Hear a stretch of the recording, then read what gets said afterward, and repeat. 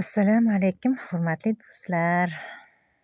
Bugun sizlar bilan O'zbekiston futbolchilari haqida so'zlashamiz. Bu video Abbosbek va Abduqodirjon haqida bo'ladi. Biz ularning harakatlariga va maydondagi faoliyatlariga e'tibor qaratamiz. Abbos jamoaga katta yordam beryapti.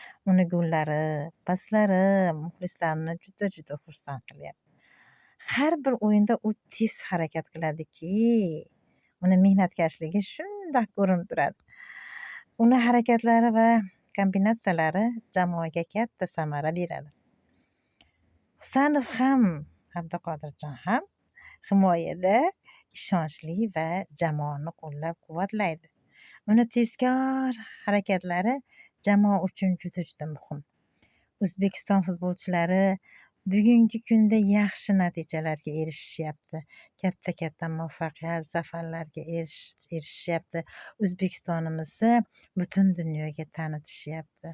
Qoyil bu yigitlarimizga.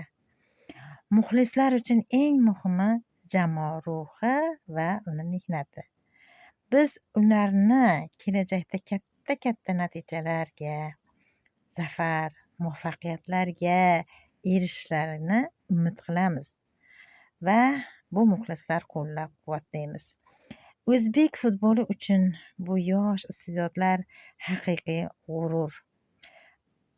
Aziz muxlislar, siz ham Abbos va Husanovni qo'llab-quvvatlasangiz, like bosishni unutmang. Fikringizni kommentariyalarda yozib qoldiring. Biz birgalikda O'zbekiston futbolining rivojlanishiga yordam beramiz. Rahmat do'stlar, kanalga obuna bo'ling va kuzatib boring. Assalomu alaykum.